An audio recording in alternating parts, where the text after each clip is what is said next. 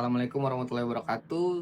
Selamat siang Pak Rahmat. Sebelumnya perkenalkan nama saya Iron Yuandri dengan NIM 2311510123. Pada kesempatan kali ini saya akan mempresentasikan sebuah dashboard yang sudah saya buat terkait penjualan Nike di US pada tahun 2020 sampai 2021. Di mana dashboard ini saya bangun menggunakan React.js yang bertujuan untuk mengubah data mentah dari dataset tersebut menjadi informasi yang lebih interaktif. Pada kesempatan kali ini saya juga akan menjelaskan tentang latar belakang dataset yang digunakan sampai ke hasil dari analisis dataset tersebut. Oke, kita masuk ke pembahasan yang pertama. Nike merupakan perusahaan asal Amerika Serikat yang bergerak di bidang produksi sepatu, pakaian, dan perlengkapan olahraga. Perusahaan ini dikenal sebagai salah satu merek olahraga terbesar di dunia berkat kualitas produknya yang tinggi serta inovasi yang terus dikembangkan pada setiap produknya. Dengan reputasi tersebut, Nike berhasil menjadi salah satu pemimpin pasar dalam industri perlengkapan olahraga global. Untuk membantu memahami performa penjualan perusahaan, diperlukan proses analisis data yang mampu mengolah ribuan transaksi menjadi informasi yang mudah dipahami. Oleh karena itu, pada proyek ini dikembangkan sebuah dashboard analisis penjualan yang mampu menyajikan berbagai informasi penting seperti total penjualan, tren pendapatan, distribusi penjualan berdasarkan wilayah, produk, serta retailer sehingga proses pengambilan keputusan dapat dilakukan dengan lebih cepat dan tepat.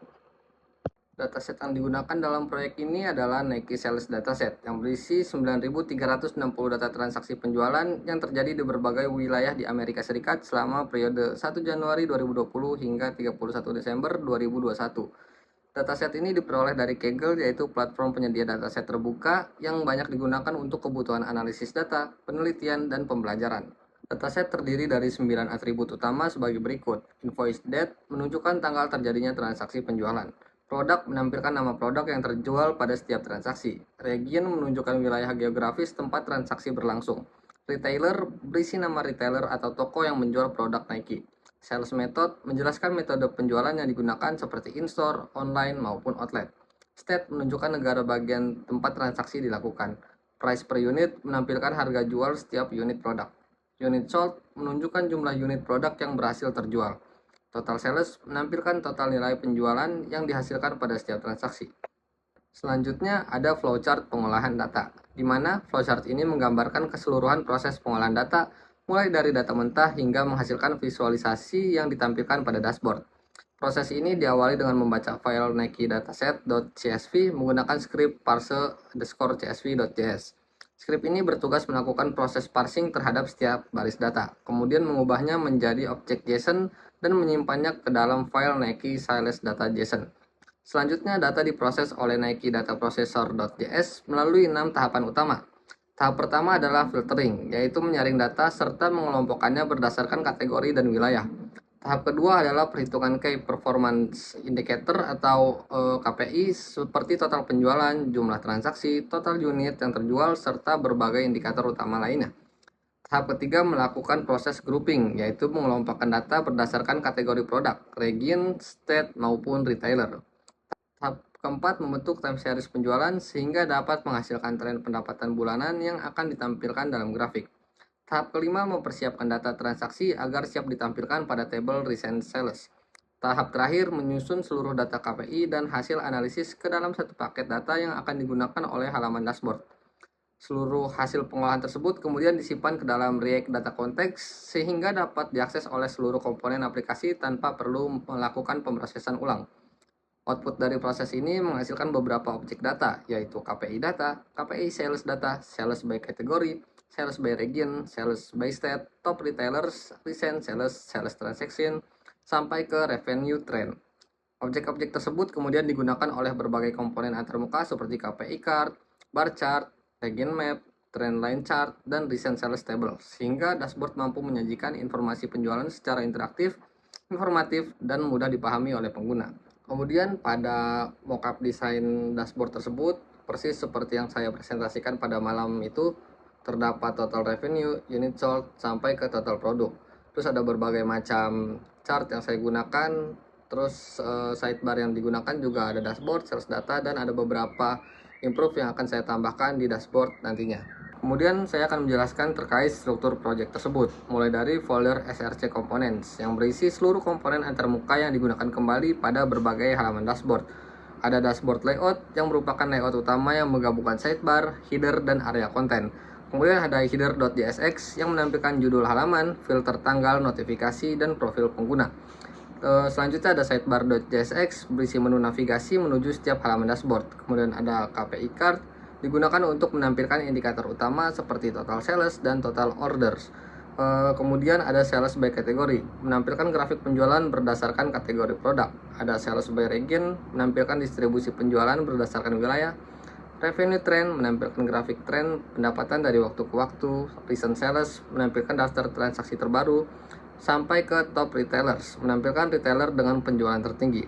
Kemudian ada folder SRC konteks. Folder ini digunakan sebagai pusat manajemen data aplikasi.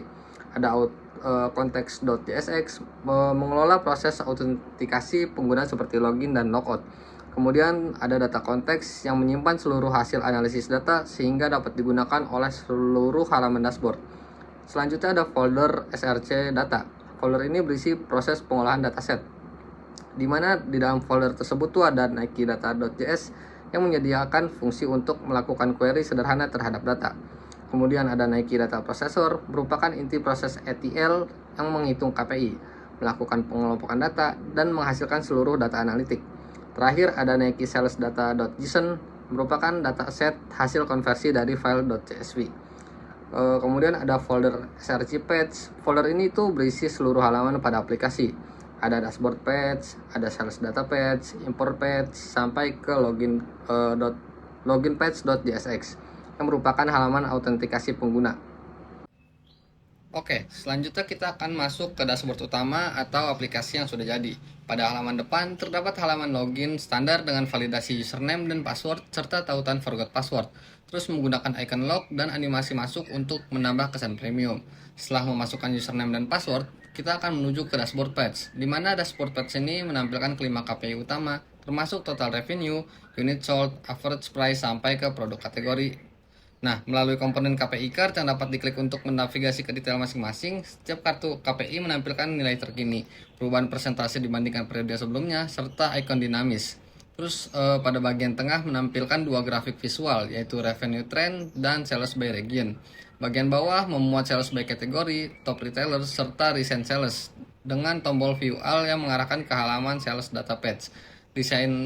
Kemudian dashboard ini menggunakan desain responsif dengan layout grid, animasi mikro pada hover kartu, serta transisi halus saat berpindah halaman. Nah, untuk detail KPI ini menggunakan komponen visualisasi chart JS atau recharge yang otomatis menyesuaikan warna tema gelap atau terang. Oke, selanjutnya kita masuk ke halaman detail KPI, di mana detail KPI ini menyajikan analisis mendalam untuk tiap KPI yang dipilih pada dashboard, lengkap dengan grafik lini dan tabel ringkasan. Bahkan saya membuat KPI matrix untuk shortcut kita memilih detail KPI. Selanjutnya kita masuk ke halaman sales data, di mana sales data ini menampilkan tabel interaktif berisi seluruh transaksi penjualan, mulai dari tanggal, order ID, region, produk, sampai ke sales channel, di mana setiap masing-masing data ini bisa kita klik dan akan masuk ke order detail pack. Pada halaman detail page berisi rangkuman revenue, unit sold, diskon, sampai average unit price. Terus ada beberapa informasi seperti order information, product revenue trend, sampai relate order.